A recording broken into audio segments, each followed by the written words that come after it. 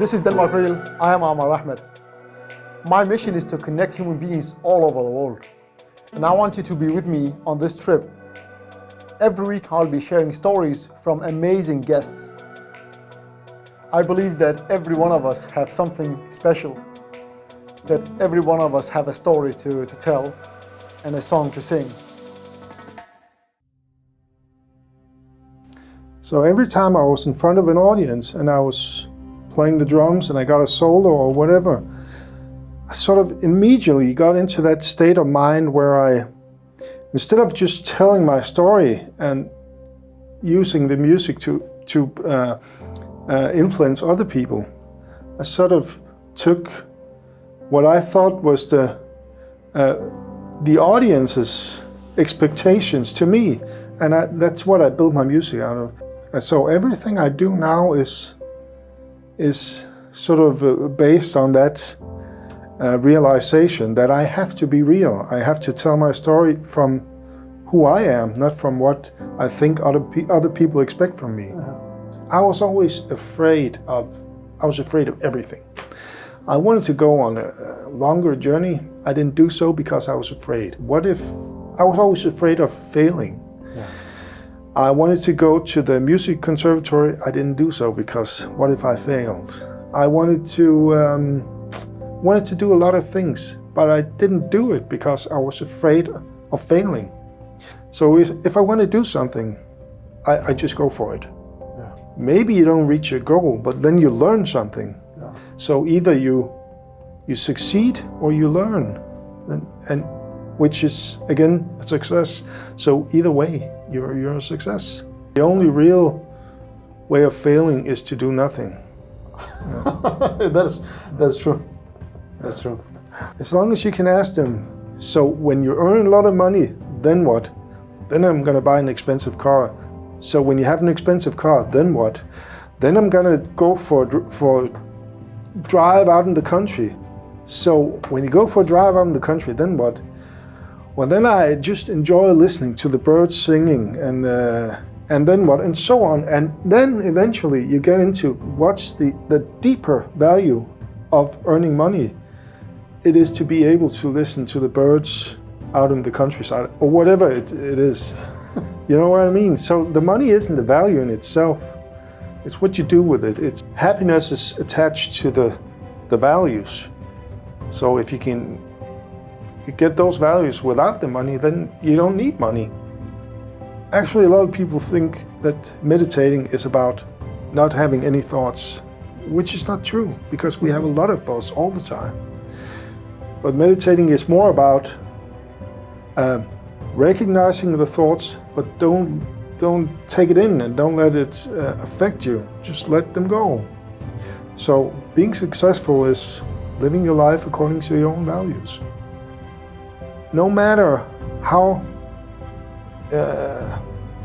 dark your life may seem, there's always a way out. There's always light at the end of the tunnel. I was kind of burned out, but I knew that something good was going to happen.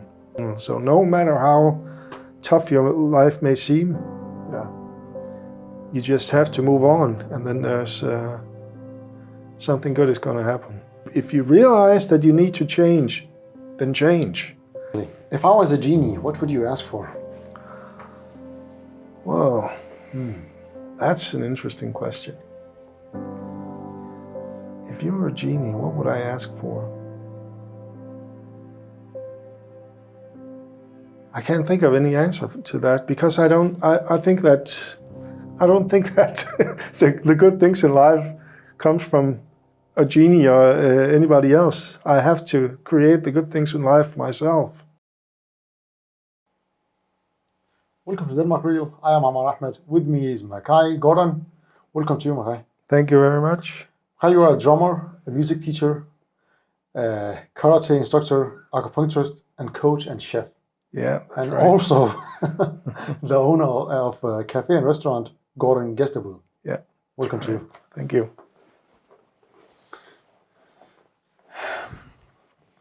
You have been doing many things. Yes, I have. Can you tell me more about the first years of your adult life. Yeah. You wrote about drifting. Yeah, I started my adult life as sort of without any clear goals of what I wanted to do. I knew I wanted to play the drums because I've been playing the drums since I was 7 or 8 years old, and I always loved playing music. So I had the idea that I wanted to become a professional musician, and the only problem was that I think I didn't really trust myself enough to actually go for it. But I did manage to sort of make some sort of career out of it, and I was a pretty good drummer. But in the end, I got fed up with the business, so I sort of, my life sort of took another turn. But one thing I remember about playing the drums was that it made me realize something about myself. I used to play a lot of jazz music, which is improvised music. So when you improvise, you have to be able to tell a story, tell your own story through the music, and that was really, it was really hard for me to get to that level where I could sort of share my story freely.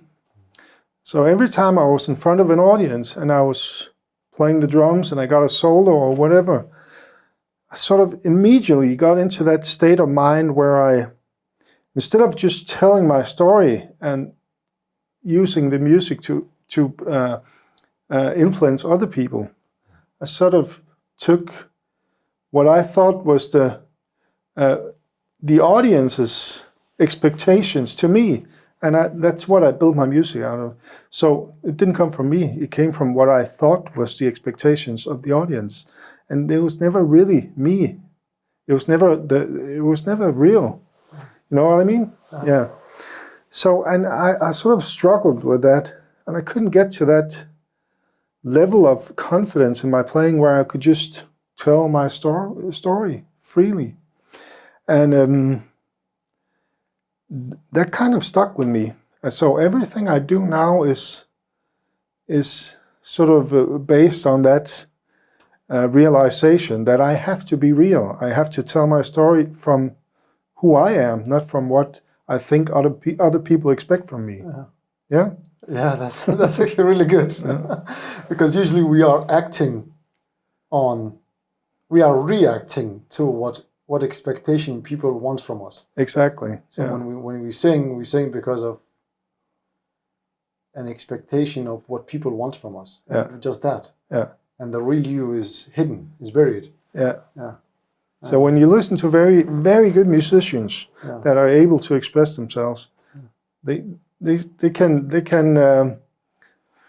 just act freely from what they want to tell. And so they are more connected, right? Yeah, more connected with their own self. Yeah, I think so. I think so. Yeah. Yeah. To play the instrument of your soul. Yeah. Let's call it that. Exactly. Yeah. Yeah. Instead of just acting it or thinking it. Yeah. Yeah. So no thoughts, actually, just feelings and feel it. Yeah. Just acting. Yeah. Yeah. Great. What can you tell me about music, actually? Well, music is, in my opinion, music is a language in itself. And as I said before, I always used to play a lot of improvised music. Of course, music is many things, but the ultimate goal of music, of playing music, is to evoke some sort of feeling in the listener. Yeah. Right. So, and you do that through the language of music. So music is communication. Yeah. That's really good, actually. Yeah, because you wrote, actually, I spent a lot of years trying to fit in to the norm of society rather than living my life the way I want to. Yeah, and that's the same thing. Sort of reacting to what I thought other people wanted from me instead of just saying, this is how I want to live my life, right? Yeah. That's the same thing. So how did you build your confidence from that? I think actually building confidence was the way I built my confidence. Yes. Was more in terms of my karate training.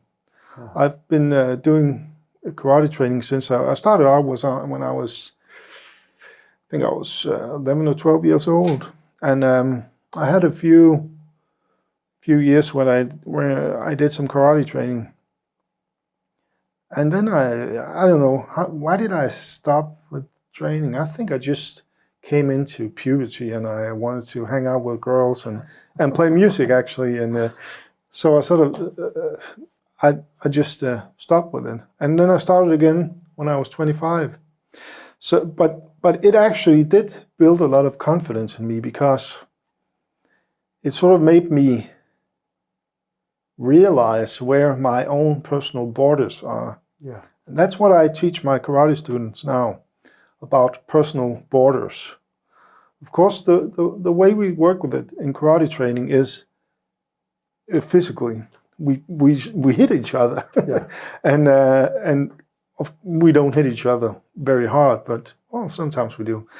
But the point is that we try to build up these personal borders and try to make people be able to defend those borders. But the interesting thing is that the weaker your personal borders are, the more you try to defend them, the more violently you try to defend them. If you have strong borders, you don't really have to defend them that much. This is deeper than just karate, right? Yeah, exactly, exactly. I realize that right now. Actually. So you can just take it all over to your everything in your personal life. You have some personal borders, not necessarily physically, but psychological borders. And if they're strong, you don't need to defend them. If they're weak, you don't have a good relationship to other people because you're always in fight mode because you have to defend your borders. You see what I mean? We see it with people. All right, I assume it looks like someone is playing tough. Yeah, exactly. He's acting tough. Yeah, he's not because they have weak borders. Precisely. So, a smart person, he doesn't have to be. You have to act smart. Yeah. A strong person, he doesn't have to act strong. He is strong. Exactly. Yeah. So that is the difference, and you see it also with people when you say a comment to them, they get offended quickly. Yeah. Exactly. Because they are always on guard or on this shell that they build around themselves. Is it that? That's what I'm talking about. Yeah. They get offended easily because they have weak borders. So as soon as you say anything, you sort of cross over those borders, right? I'm laughing because it is actually true when we see it when in low self-esteem, right? Sorry? In low self-esteem also? Yeah, low self-esteem, yeah. Yeah. Yeah. Because it doesn't matter what is happening outside of you. It is what is inside of you that make you insecure. Yeah. So. I do a exercise with my karate student. Yeah. So before we even get to the fighting part, so we stand in front of each other with few meters apart, and I tell them that, okay, I'm going to move closer to you very slowly, and as soon as you feel any discomfort, just take a step back. So I move closer to the person, and most people, if you get within, I don't know, a meter, they'll take a step back. Yeah. But some people, they don't have that feeling, that sense of the limit, their personal limit. Yes. So you can just get right up in front of them. You can invade them, actually. You can invade them, exactly. Invade their space they have. Yeah. They should have. Yeah. And I have tested it actually when we tested with a person where I come closer to them, actually just behind them. Yeah. Even they have not seen me. Yeah. They can feel the sensation of that I'm coming through closer to them. Yeah. Yeah.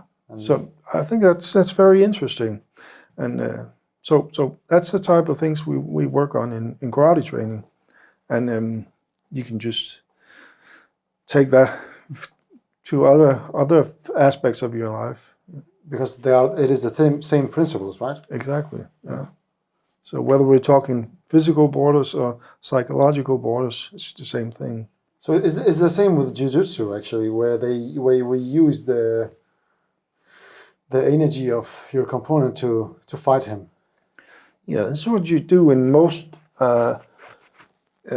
Actually, it's what you do in most fighting sports. Yes. Yeah, you try to take that energy from the person you're fighting and turn it against them. Yeah. Or draw the energy out of their attack or whatever. Yeah. And right. You can disarm a person that way, and you can do that if you show up to work and your boss is yelling at you. You can disarm them by just taking the energy out of their attack, so to speak. Yeah. Right? You just have to figure out how to do that. So and how to channel it back or channel it away, or channel it back or channel it away. But again, you have to be aware of your own personal borders. That's the most important thing. Yeah. I'm visualizing a wall of some sort of anti-protection shield, where the fire just comes around against you, and you just protected by this. Yeah, and that's sort of the way it works. But of course, you have to. If your borders build up too strong, you don't let anybody in. So have to be balanced. Yeah. If it's too weak, you're defending it all the time. So how can people notice that or realize that or try to work with that? Yeah, that's the difficult thing. Precisely. Yeah. So you can do various exercises to be aware of your personal borders. But for me, one of the things I've done is the karate training. It's very good for that, for making you aware of where your borders are. Because someone is going to cross them in the training. Yeah, exactly. Exactly. You have no choice. No. Yeah. For how long have you been training karate? Well, all in all, maybe 30 years, 35 years or something like that. Yeah. So I'm a fifth dan, which means the fifth grade of black belt. Yeah. Yeah, and I've been doing that for a lot of years now. Yeah. So I have my own karate school called Karate Center Horsens, and we're going to move into the new Center for Martial Arts in former Horsens. So we're going to get a very nice setting there for karate training, together with other martial arts schools. Looking forward to that. Yeah. Yeah. How is it to be a restaurant owner and a chef? Well, being a chef is actually I recently educated as a chef because I've always been cooking. I've always enjoyed cooking. I've always enjoyed anything that can activate your senses. So whether it's playing music, being creative, eating food, creating food, or anything like that. So I've always been cooking. I've been doing a lot of cooking for other people as well, and for cooking for parties and so on. So at one point in my life, I wanted to go in another direction. So I said to myself, what can you do? I needed to do something that was really concrete work. So I said to myself, what can you do that's compatible with your values? And cooking was there because it's always been a part of my life. I knew it was going to be tough because when you're training to become a chef, it's very tough education. And I was I think I was maybe 42, 43 when I started. And I knew that it was going to be tough because there's a lot of hierarchy in a kitchen. Yeah. So when you come in last, you start last, and you're in the bottom of the hierarchy. But I was 42 years old. I've been doing a lot of things. I have a lot of experience. It was very tough for me to sort of start all over again. But yeah, I did it, and it was. I'm glad I did so, because it's given me a lot. Some will say that it is too late when you're 40. Yeah. You are not going to start But something it's never now. too late. It's never too late. I mean, when I was younger, I was always afraid of doing things. I was afraid of everything. I wanted to go on a longer journey. I didn't do so because I was afraid. I was always afraid of failing. Yeah. I wanted to go to the music conservatory. I didn't do so because what if I failed? I wanted to do a lot of things, but I didn't do it because I was afraid of failing. So in the end, I did fail because I didn't do those things. So when I sort of realized that, that's when I said to myself that I'm never going to be afraid of doing anything anymore. I'm just going to do it, because in the end, you don't regret the things you do as much as the things you don't do. Yeah. So I don't want to sit in the autumn or the winter of my life and regretting the things that I didn't do. So if I want to do something, I just go for it. Yeah. Yeah. Yeah, that is definitely the difference. Yeah. Because you said what you fail if you're not doing exactly the thing you're afraid of failing. So in my opinion, there's no such thing as fail. Maybe you don't reach your goal, but then you learn something. Yeah. So either you succeed or you learn, and which is again a success. So either way, you're a success. Because every fail will get you closer to your goal. Yeah. Maybe it goes up, it goes down, goes up and down, but you are still coming close to your goal. And exactly. That's the idea. So the only real way of failing is to do nothing. Yeah. That's true. That's true. Yeah.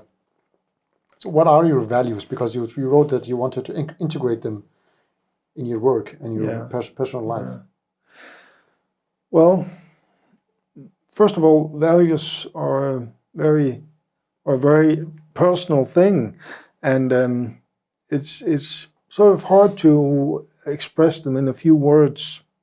But one of the things that I value in my life is that I wanted to be able to live my life in a calm manner. I don't want to run around with stress and so on. So being calm, and again, what does that mean to be calm? I know what it means for me, and it's sort of a feeling that when I'm there, I know now I'm at the right place. So my values are more about obtaining a certain feeling in my life and knowing that now I'm on the right track. So I don't have any values in terms of I want to earn a lot of money or I want an expensive car or...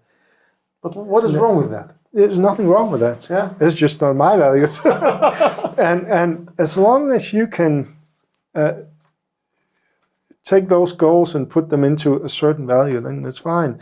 If somebody says, I want to earn a lot of money, as long as you can ask them, so when you earn a lot of money, then what? Then I'm going to buy an expensive car. So when you have an expensive car, then what? Then I'm going to go for a drive out in the country. So when you go for a drive out in the country, then what? Well, then I just enjoy listening to the birds singing and then what? And so on. And then eventually you get into what's the deeper value of earning money. It is to be able to listen to the birds out in the countryside or whatever it is. You know what I mean? So the money isn't the value in itself. It's what you do with it. It's a means to an end. Exactly. It gets you to something. It gives you the freedom. Yeah. This is my approach of it. It gives me the freedom to do the things I wanted to do. Exactly, yeah. And maybe there's another way to get to listen to the birds. Yeah.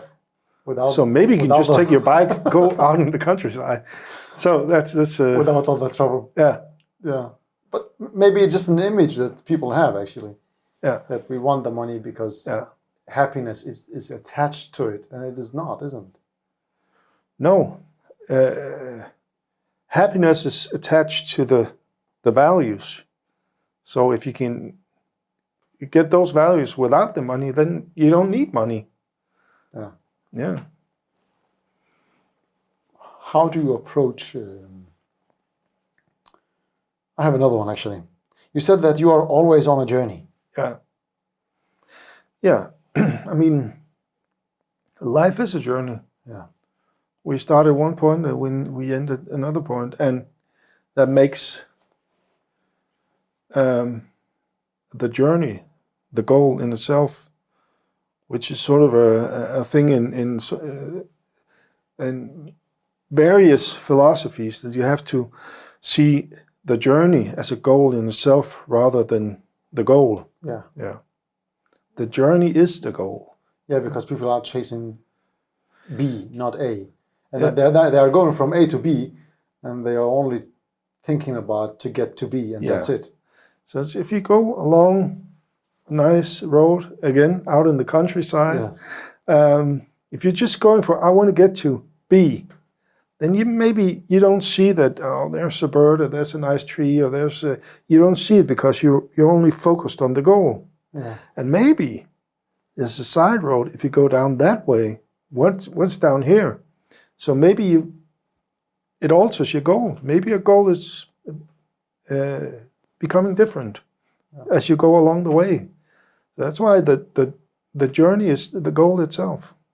Because you learn from the journey. Yeah. Yeah. Yeah. So you like nature. I do. Yeah. You can. I'm always talking about nature. Yeah. Precisely. This is where I find a lot of calmness, being out in nature.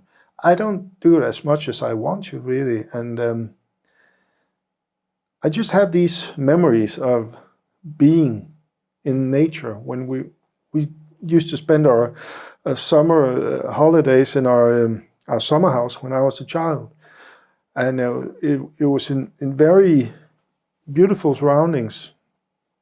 In a small village, and there was a lake, and we used to row out on the lake. We used to go out and gather berries and go into the woods and so on. And it was, I have very fond memories of that. And every time I go out into the woods or into nature, I feel that sense of calmness that I want to obtain. Yeah. Yeah. It has some value for you. To be calm. It does, yeah. To enjoy. It makes me feel like part of something bigger. And it makes me sort of, I don't know how to express it. It makes me feel like a part of something bigger when I'm in nature. And we are. Yeah. We are. We are, yeah. Yeah. Because you're talking about disturbing thoughts, and that you try to that in nature and in music, that in karate also. Yeah. You could get out of these disturbing thoughts. Yeah. What kind of thoughts? Well, thoughts are disturbing you all the time, right? We have these millions of thoughts going through our minds, and that's what you do when you meditate. You sort of you recognize the thought and you just let it go. Yeah. Let it slide away, right? And actually, a lot of people think that meditating is about not having any thoughts, which is not true, because we have a lot of thoughts all the time.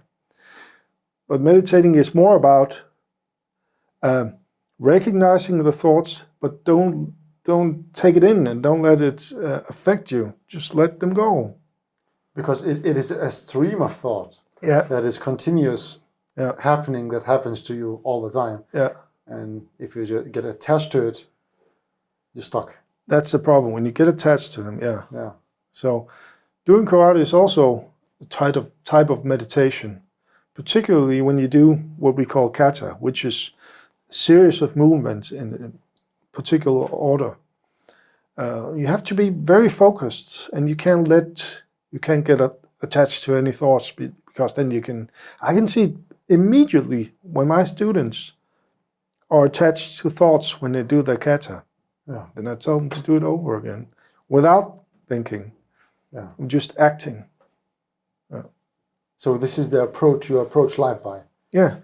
By not get stuck to a thought and just act. Yeah. Instead. Yeah. So it's which can be very hard because we have these thoughts all the time. Yeah. And I don't always succeed. Sometimes I do get stuck in thoughts, but the important thing is to realize that when you do it, then you're able you're able to see that's now I'm stuck in thoughts. I have to move on. I have to move on. Yeah. Yeah, and actually I learned it from Zen Buddhism, and Buddhism, where they say when you're hungry, eat. When you're tired, sleep. Yeah. That means there is no any thought between that. Yeah. If you're hungry, go act on it. Yeah, exactly. That means you have to feel your body. Yeah. Not think your body. Yeah. Feel your body and act on it, and that's it. Yeah. If you're tired, go sleep. If you're hungry, go eat. Exactly. Yeah. If you finish your food, wash your dish. That's it. There's no thought. There's no waiting. If you put it away, it becomes a problem. Yeah. So I formulated a sentence that I wrote at home on my board at home that says you should wow, it disappeared. That every task should be done when it happens. So every problem should be solved at the moment it happens. Yeah. It occurs. Yeah, that's interesting. And if you have this metaphor, if you see it like a lot of dishes at home, if you have one dish, you wash it away. It passes away, and there's no problem. Yeah. But if you leave your problems stuck for a week or two, it will be a problem. Yeah. And if you every task should be done. You have to act upon it. Yeah. That's very interesting. In my work as a chef, there's a lot of things you have to relate to all the time, and I learned that if I have all these thoughts in my head, then it's just everything's just falling apart. So what I do is I just write it down. Yeah. So I write it on a piece of paper, and then I can sort of take the thought out of my head into the paper. Then it's done with. I don't have to relate to it before I take up the paper and look at it. So now I can relate to it. Yeah. So you have it. Yeah, I do that too actually. Yeah. But so you have it actually as another capacity to. So you add another capacity to your brain by taking the thoughts, put them on the paper, and put them away. Yeah, it's sort of a way of acting upon it and just get it out of the way. Yeah. Right. Yeah. Because you can only contain the conscious mind only can keep one thought at a time. Yeah. So what I do, I write the things down, so I have more capacity to look at the thought while it's on paper. Yeah, that's a good way to look at it. Yeah, because our conscious mind can only look at things at one thing at a time. Yeah. So I write the thought and look at with another thought. It's amazing. I love it. I love it. So what is success for you? Well, what is success? Success is when you live your life according to your values, as we talked about before. Yeah. That's success for me. And of course, that's different for every person. Yeah, it is. So we have this tendency in society today to look at success like something that is the same for every person. You have to have a well-paid job, you have to have a house, you have to have a wife, you have to have children, you have to have an expensive car, so on. If you have those things, then you're successful. But what if that's not according to your own values? Then you're not successful just because you have those things.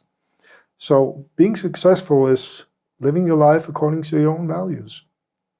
Yeah. So figure out what your values are. Yeah. Yeah. Before you go chase all these exactly. goals that society and everybody has actually. Yeah. Because these are the goals of society. Because you said you have to, you should, and you ought to. Maybe it's not. Maybe it's not. No. We're all different. Yeah. Every person is different, and we have different values. We have different needs. We have different thoughts. Why should we all live our life the same way? It's not supposed to be like that. That will kill our curiosity and our uniqueness. Yeah, exactly. Yeah. Yeah. So how did you find your passion and purpose in life? Well, I've always been passionate about everything I do, and I sort of remember making a pact with myself when I was in school, when I was a young boy. I sort of had this picture of going out to get a work as something that was, I just couldn't relate to it, and it was something I almost feared when I had to go get a job, and then I sort of made a pact to myself with myself that everything I do in life should be something I'm passionate about. Because when you're passionate about it, it can't be all wrong. So as long as you can find passion in what you do, and it's good.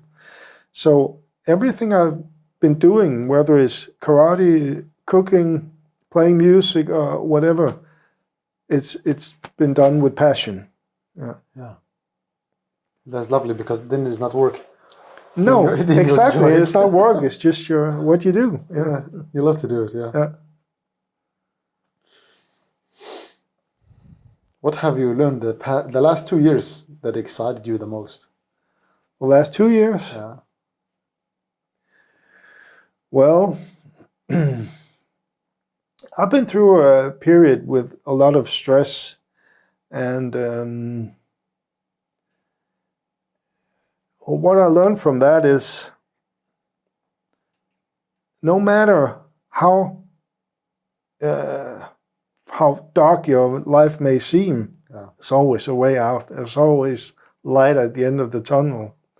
And I sort of knew that, but it confirmed my knowledge of that when I went through this crisis with stress, and I was kind of burned out. But I knew that something good was going to happen, and it did. So I found the cafe that I have now, and now everything's good. Of course, I have ups and downs. We all do, but I mean, I learned that there's always light at the end of the tunnel. So no matter how tough your life may seem, you just have to move on, and then there's something good is going to happen. But Machai, when I talk with people here, in my life actually, that have passed the 35, 40, they see that there is no way out. This of dropping the things they have right now to go to look for something else, or to find a job that gives them meaning. They see this is not going to happen, and I'm trying to just convince them that you should give up something. You cannot live with the same capacity and with the same way of living by spending that money and still want to change. You have maybe to. You know what? So you want to keep living your life the way you've done so far, but you want to change. Yeah. You can't do that. If you want to change, you have to change. You can't do the same thing if you've been doing and then change. And that's people need to realize that if you want to change, and that involves change. Yeah. And you can't keep on doing what you've been doing so far. Then it is not change. Then it's not change. It's the same. So, but a lot of people are afraid of change, and I mean, if you're 40 years old and you want to change your life, you should do it, because people now live until they're 80. So when you're 40, you're only halfway through life. Can you imagine living the half of your life and not being content with what you do, not being happy, not being not living according to your values? I can't imagine that. If you realize that you need to change, then change. So how many years did you pay to get your passion? How many years did you pay to be a chef? How many years did I pay? Yeah, because years are actually payment. Yeah. This is your life. You're paying with that. So you started as a 42, 43? Yeah, 42. Now I'm 48. So it's been 6 years now. But I don't see it as it was something I went through. It was tough, but yeah, in the process, I learned a lot about myself. Yeah. So it was not like 6 years that I have to take out of the lifeline. No, it was 6 years of learning another side of myself. Yeah. Yeah. Because what I try to accomplish with the question actually is to let people see that you are actually paying a really small price. Yeah. Because like you said, you have 40 years ahead. Yeah. Yeah. If it is paying 5-6 years, then maybe it's worth it. Yeah. Yeah. Or not. Yeah. If you look at it that way, yeah, definitely. But again, I don't see it as payment, because I see it as just learning. Another journey. Yeah, another journey. Yeah, exactly. Journey, yeah. Another way around to whatever your goals are. Yeah. What can you tell us about coaching? You do coaching also. Yeah, I do coaching, and I started coaching when I'm also a trained acupuncturist. I've been doing acupuncture for 12 years. I have my own clinic, and I used to treat people for various things. Often they would come to me with some sort of a physical problem. I have my right shoulder is hurting, I have a headache, or whatever. And a lot of times when I get to talk to people, I could see that this problem isn't necessarily only physical. It's also rooted in some sort of psychological problem, because maybe they're not happy at home, or maybe there's something wrong with their work they do, or whatever. So I needed to, in order to really be able to help people, I needed to learn some type of method to talk to people about these problems and get into what is the problem. Yeah. If it's not physical, then what is the problem? So I decided to take a coaching course, and I did. And it's helped me a lot. It's really helped me a lot. Also realize a lot of things about myself. So what is coaching? Coaching is a way of actually asking the right questions. Basically, that's what it is.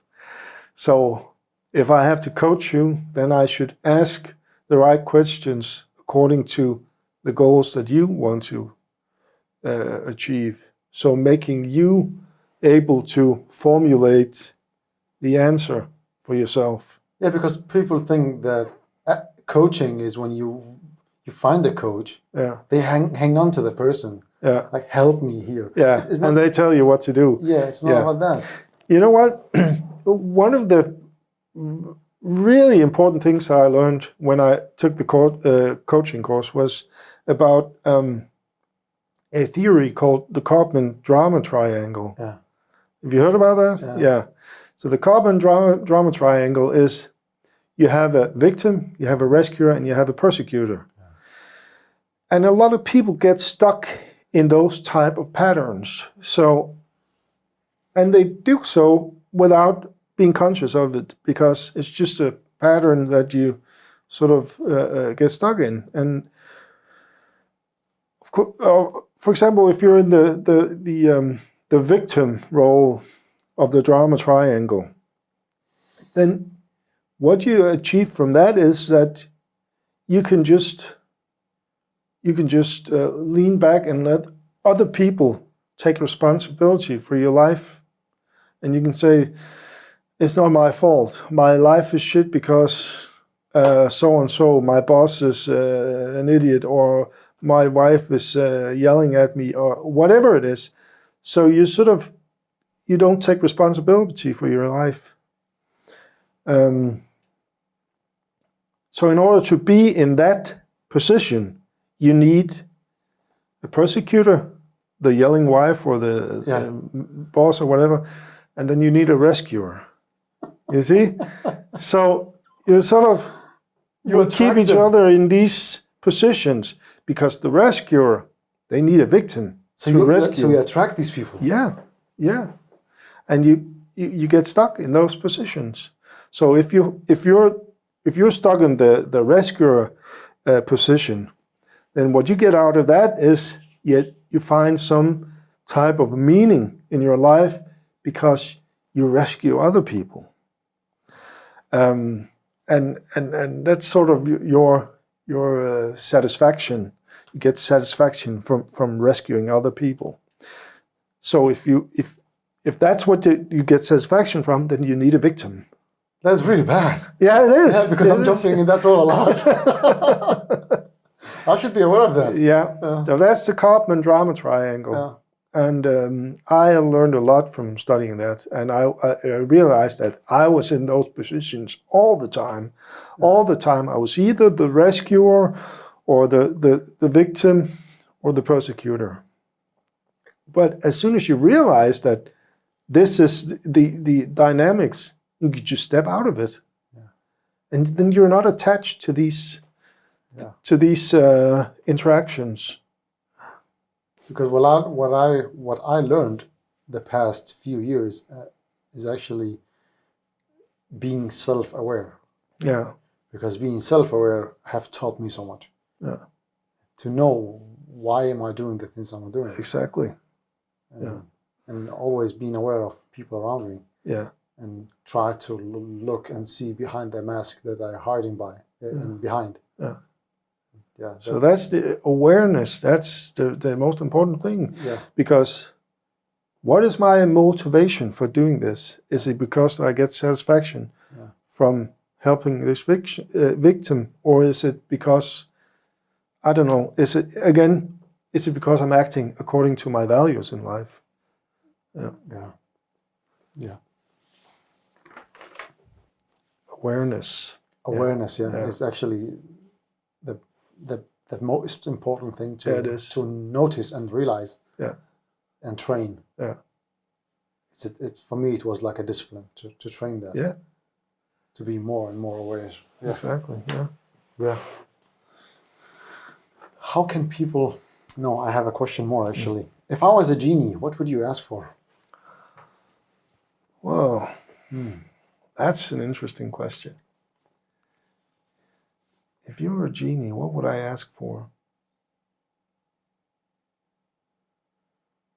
I can't think of any answer to that, because I don't think that the good things in life comes from a genie or anybody else. I have to create the good things in life myself.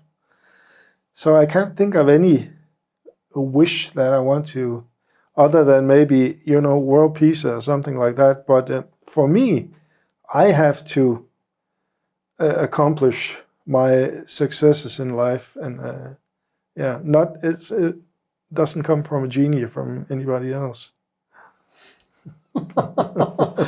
And you said that is a good answer actually, to work for it by yourself. Yeah. Instead of wishing and asking. Yeah, and that's, if something you work for, you always value higher than something it gets thrown at you. Right? Yeah. You realize it. You realize you have worked for it. Yeah. And you appreciate it a lot more. Yeah. Yeah. I just want to thank you for being here. Well, thank you. And how can people reach out to you? Sorry? How can people reach out to you? Where can people find you?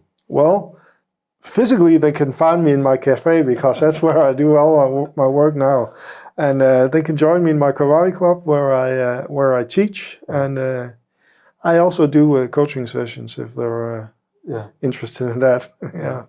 Mm-hmm. So I'm an easy person to find because of my strange name. It is. This is the first time I hear that name actually. Machai Gordon. Yeah. Yeah. It's a Hebrew name actually. Yeah, it is. Yeah. Yeah. Right. Yeah. Yeah. Are you Hebrew? Well, my mother is Danish, and but my father was an American. He was born and raised in New York. Yeah. But his parents, his ancestors, were from Ukraine. Yeah. So they were Ukrainian Jews who immigrated to America. Yeah. So that's where my Hebrew name comes from. Now we got that story too. Also. Yeah. Thank you for today. Thank and you. Thank you for watching. You can follow us on YouTube, so subscribe there. You can also listen to this interview in iTunes, Spotify, and Facebook and Instagram. We have a lot of channels actually. So follow us on Facebook, and you can find all the others actually. So thank you for having you. Thank you for being here actually. Thank you. Thank you.